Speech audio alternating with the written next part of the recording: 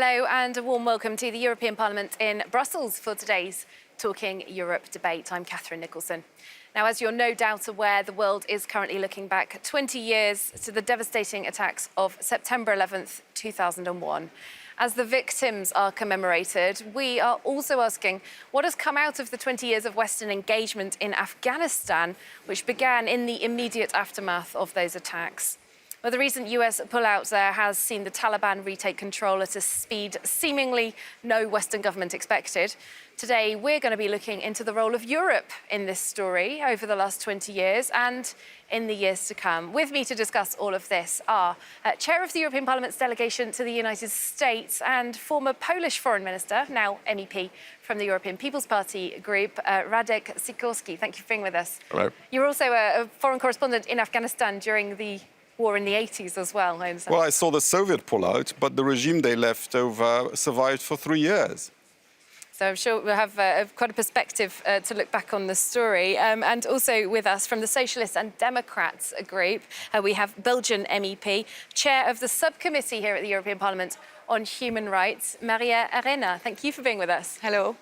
OK, well, let's get started just with a look back on what the last 20 years of this Western engagement in Afghanistan, led by the United States, has achieved, that's left in Afghanistan. Radek Sikorski, if we come to you first, what do you think has been achieved?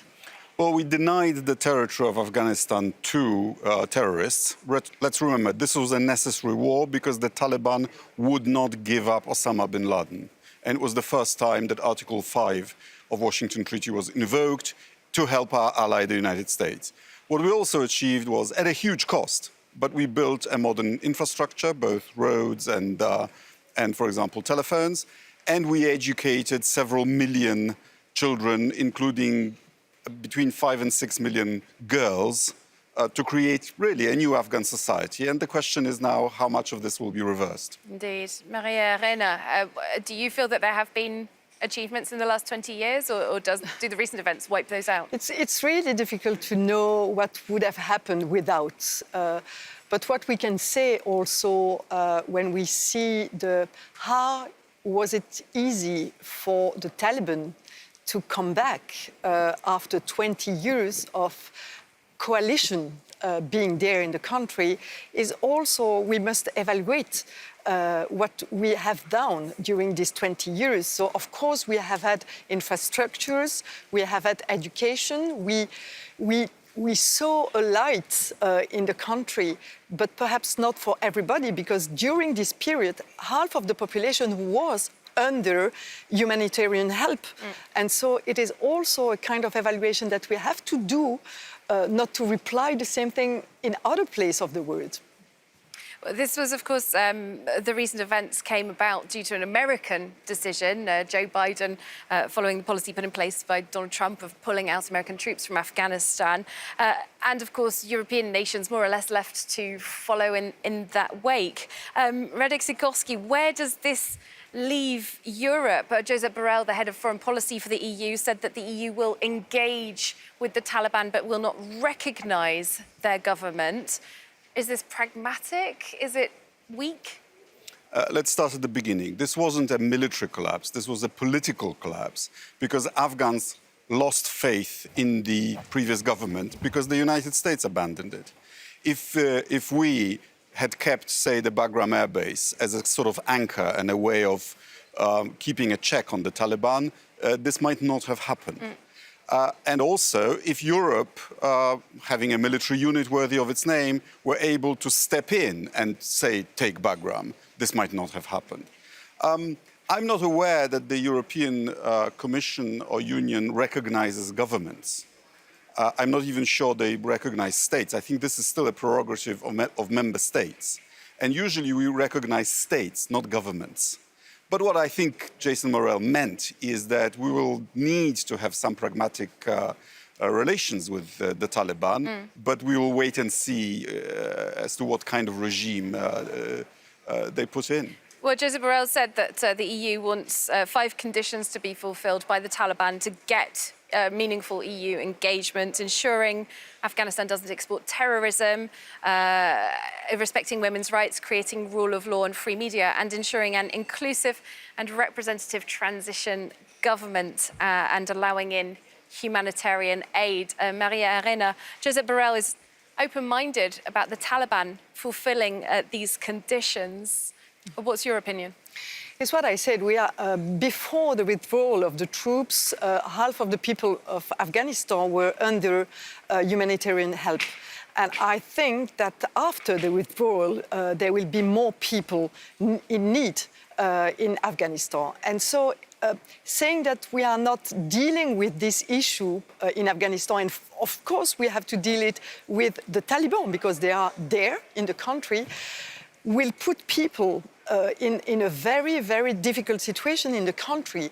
And so I think it is pragmatic to say that to help people of Afghanistan, we will need to have a dialogue with the Taliban. It is not to say that we are recognizing them as a normal partner, but it is to say how it is possible to help people in this country. And I totally agree with the fact that we have to put a kind of condition, at least a framework to discuss with the country and how to give this help to people first, and second, how to work on the security of the region and work against the terrorism also in the region. Well, just picking up on one point that's been very much talked about, of course, women's rights in Afghanistan under the Taliban.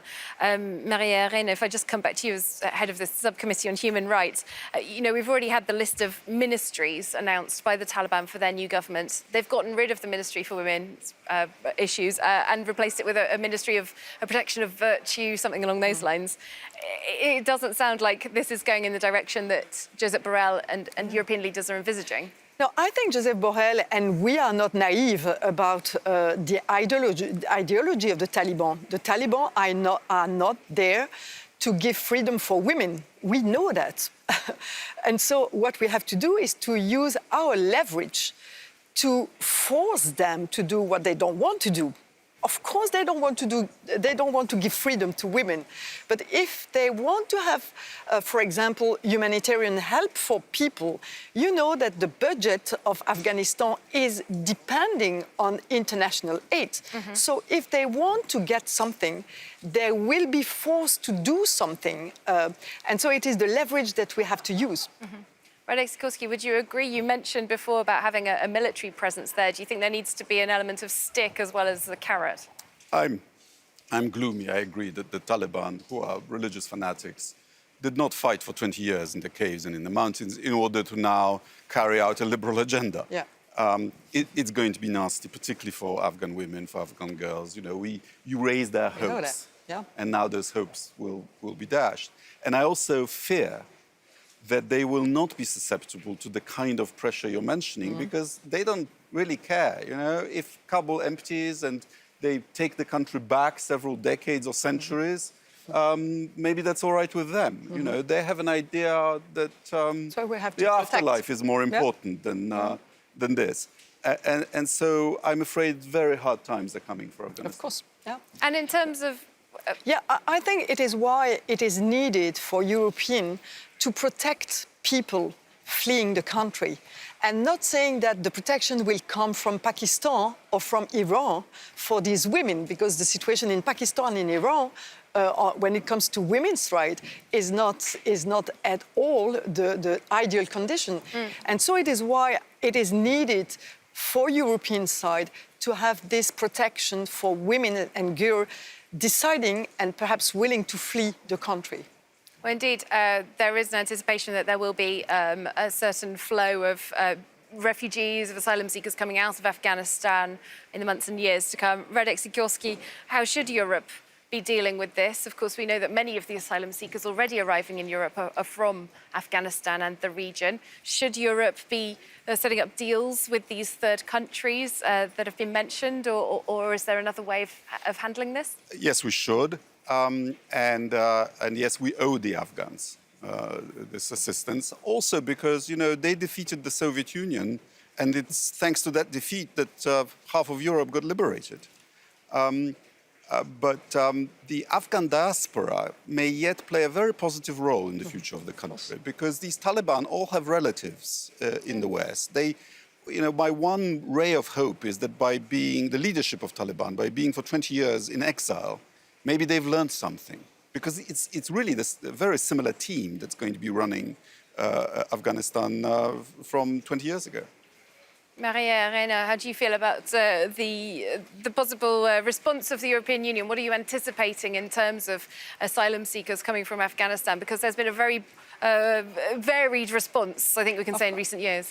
Of course, it's really difficult to say that we want to have solidarity and having the Council of Ministers of Internal Affairs saying that they don't want to have Afghan entering Europe and it is Pakistan and Iran who has to do their job on this. So it is really shameful coming from this council to say that.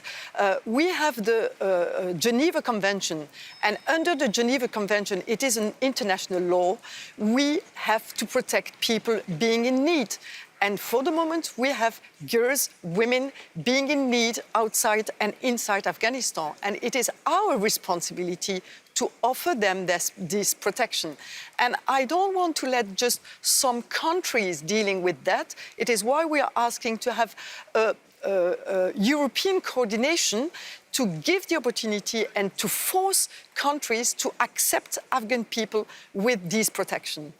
OK, I'm sure that's a debate that is going to be very heated in the months and years to come, considering how the migration story has gone down over the last few years. Unfortunately, that's all we've got time for right now. But thank you both very much for taking part in this debate. Radek Sikorski and Maria Arena. Thank you. Thanks to you as well for watching the programme. Hope to see you soon here on France 24.